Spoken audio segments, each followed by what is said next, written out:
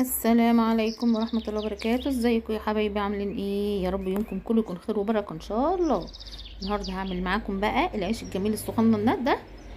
بعمل منه سندوتشات جبنة، وبعمل منه سندوتشات البرجر، بتبقى حلوة قوي قوي قوي، فيه احسن من الكايزر 100,000 مرة. خلاص، تعالوا معايا بقى عشان نشوف مع بعض ازاي بنعمل العيش الحلو الجميل ده بطريقة سهلة وجميلة، ومش هتاخد منكم وقت خالص. اللي عايز يعجن في العجان يعجن، اللي عايز يعجن على ايديه يعجن، براحتكم خالص. تمام؟ شايفين منظره؟ يلا بينا نشوف هنعمله ازاي.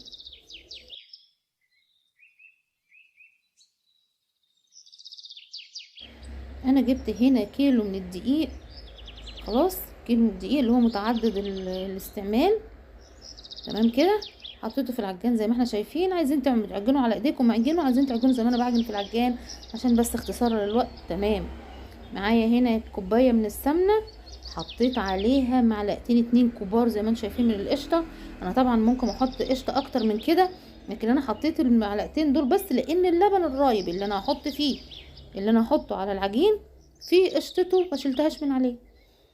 هنا نزلت بقى بالسمنه على الدقيق، وهسيبهم بقى كده مع بعض يتقلبوا. بس هحط معاها طبعا البيكنج باودر. انا ما بحطش فيها خميره، الخميره بحطها في القرص الطريه اللي هي الفلاحي بتاعتنا بس. تمام. انا هنا حطيت معلقه كبيره طبعا عشان هي مش معلقه مليانه، فانا حطيت كمان شويه عشان لازم تحط معلقه كبيره مليانه. وطبعا ملح.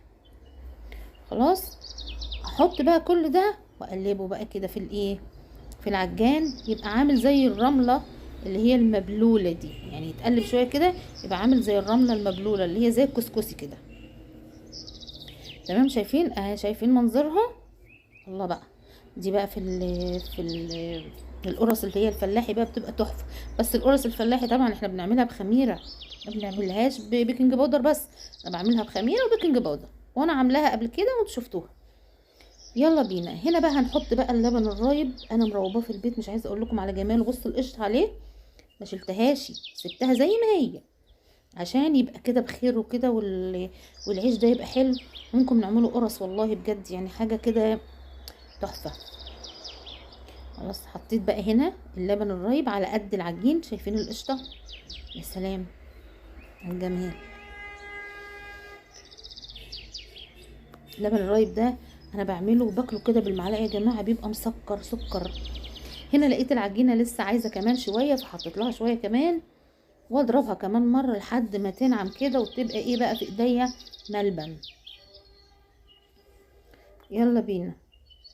بصوا كده، شوف بقى العجينه مع بعض عامله ازاي. بصوا جمال العجينه ونعوميتها. الله، الله بجد.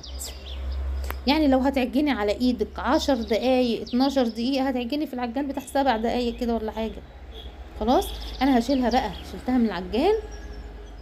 بصوا بتطلع بسهولة ازاي، عشان فيها سمنة وعشان فيها قشطة فما بتلزقش. وكمان البتاع البولة دي بتبقى نظيفة قوي بتاع العجان. شايفين ايديا طالعة نظيفة. هنزلها بقى على الرخامة وايه، واعجنها شوية كده. كل ما تعجني فيها كل ما تبقى احلى واحلى، زي عجينة البيتزا، كل ما تعجني فيها كل ما تبقى العجينة تحفة.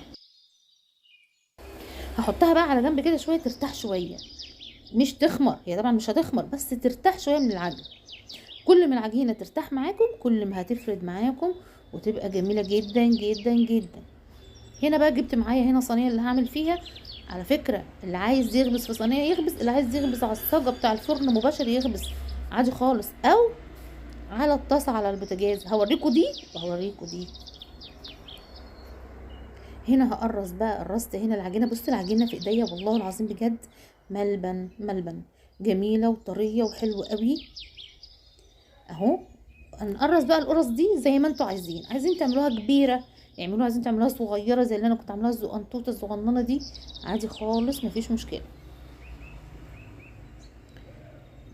ناعمة وجميلة بصراحة العجينة في ايديا، حاجة كده فاخر من الاخر. هنا خلصت طبعا، مش دول بس، انا عامله غيرهم كمان، احسن تقولوا ايه ده كميه عملت شويه دول، لا ده عملت كتير جدا ما شاء الله، الله اكبر. هنا بمسك القرصه بقى كده وبططها بخليها مش رقيقه قوي قوي ومش تخينه، بحيث انها تنفخ وتبقى معايا نفخه، ونعرف ايه نفتحها. خلاص شايفين العجينه عشان ارتاحت في ايدينا، فردت ما شاء الله. شايفين المنظر؟ بصوا بقى، شايفين سمك العجينه عامل ازاي؟ بصوا مش تخين ومش رقيق، حاجه حلوه بصراحه. هنا بقى ممكن دي انا هحطها في الفرن، في غيرها هعمله على الطاسه. دي طاسه الكريب، حطيتها على البوتاجاز وبعملها زي ما انتم شايفين كده. اما بعملها كده يا جماعه وتطلع بقى من على البوتاجاز، تدهنوها بقى حته زبده كده، فصين توم، ايه بقى الجمال ده، تتاكل كده حاف، مش محتاجه ان انتوا تغمسوا بيها حاجه بصراحه. ولو مش عايزين تعملوا بيها كده، ممكن تغمسوا بيها بقى جبنه، تغمسوا بيها اي حاجه زي ما انتوا عايزين. بصراحه تحفه جدا جدا. بصوا الطاسه هي محتاجه كمان واحده كده ولا اتنين يتحطوا، فانا هحط كمان ايه واحده كده في الجنب. يعني الدنيا سهله، اللي ما عندوش فرن يعمل على البوتاجاز من فوق، واللي عنده فرن يعمل في الفرن، براحتكم خالص زي ما انتوا عايزين. دي ما فيهاش صح وغلط. هنا بقى شايفين لما طلع عمل ازاي، ده بقى اللي في الفرن. شايفين الجمال؟ الله الله الله، شايفين منفوخ ازاي وعلى حلاوته وعلى جماله. ده بقى يتعمل بيه البرجر يا جماعه بقى، مش عايزه اقول لكم حاجه كده رائعه. شايفين العيش من جوه؟ بصوا فاضي فاضي من جوه، فاضي. بصوا الله عليك، الله الله الله بجد.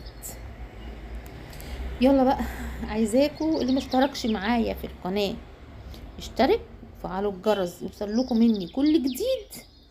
واتمنى فيديوهاتي تكون بتعجبكم ان شاء الله. بصوا دي مش من اللي منفوخ، دي من العادي، دي تتاكل بس كده.